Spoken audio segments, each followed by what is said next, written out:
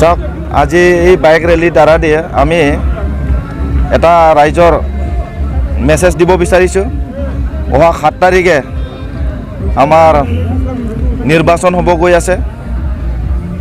এই 7 তাৰিখে সকলো জাতি জনগোষ্ঠী নিৰ্বিশেষে ঘৰৰ পৰা ওলাই গৈ ট্ৰেক্টৰত ছবিত ভোট দিবৰ কাৰণে মই আহ্বান জনাইছোঁ।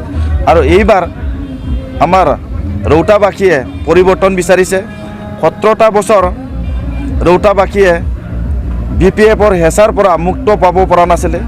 এইবাৰ ৰাইজে মুক্ত পাবৰ কাৰণে BPFৰ পৰা মুক্ত পাবৰ কাৰণে আমি এইবাৰ ৰাইজে দলে বলে UPPLক ছাপোৰ্ট কৰিছে। এইবাৰ আমাৰ UPPLৰ চৰকাৰ হ'ব।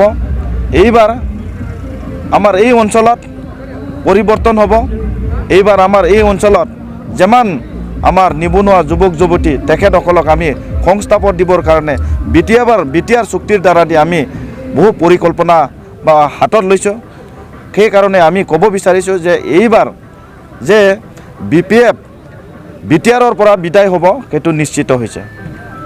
নিৰ্বাচন কেন্দ্ৰিক মানে হিংসামূলক ঘটনা প্ৰায় কিছু সমষ্টিত হৈছে। আপোনাৰ সমষ্টিত সৰু সুৰা কিছুমান ঘটনা হোৱা দেখা পাইছে। চাওক সেইবিলাক যেতিয়া যিজন চৰকাৰ যোৱা 17টা বছৰ শাসন কৰিছিল তেখেতসকলক ৰাইজে এইবাৰ বিচৰা নাই। ৰাইজেই নিবিচৰাৰ কাৰণে তেখেতসকলৰ ভৰিৰ তলত মাটি নোহোৱা নিচিনা হৈছে। তেখেতসকল এতিয়া ৰাইজৰ ওচৰত যাব নোৱাৰা হৈছে।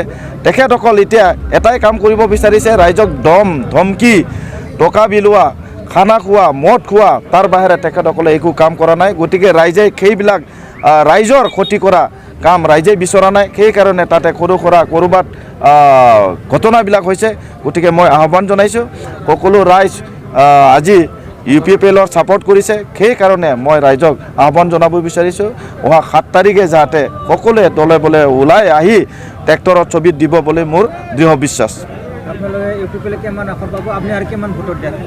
চাওক আমাৰ এই ৰৌতা সমষ্টিত মোৰ প্ৰতিদ্বন্দ্বীৰ কোনো থাকিব বুলি মই বিচৰা নাই। এই ৰৌতা সমষ্টিত BPFে 4 নম্বৰত থাকিব। BPF আমাৰ ৰৌতা সমষ্টিত 4 নম্বৰত থাকিব। গতিকে ইয়াতে আমাৰ লগত কণ্টেষ্ট কৰিব পৰা আজিলৈ কোনো শক্তি আমাৰ ওচৰত বা আমি দেখিবলৈ পোৱা নাই।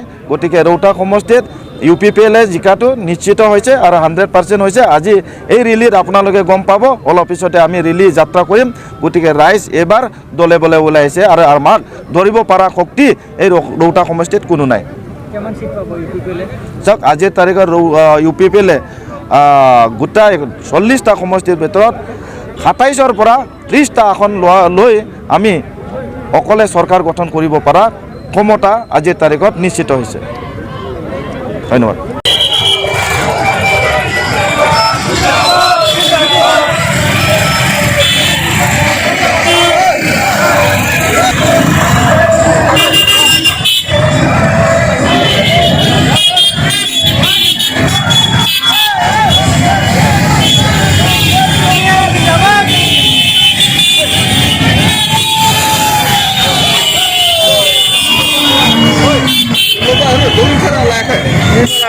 Bisa.